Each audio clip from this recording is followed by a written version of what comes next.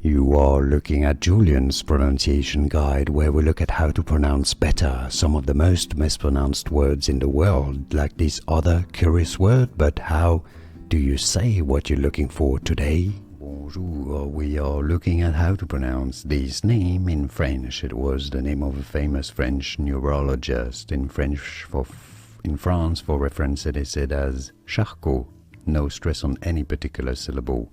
Charcot, silent T. This is why in English some say it as Charcot, others as Charcot, because no stress on any particular syllable in French, Charcot. Here are more videos on how to pronounce more confusing words and names too many mispronounced. Like this video if you found it useful. I appreciate your support. I'll see you soon and thanks for watching.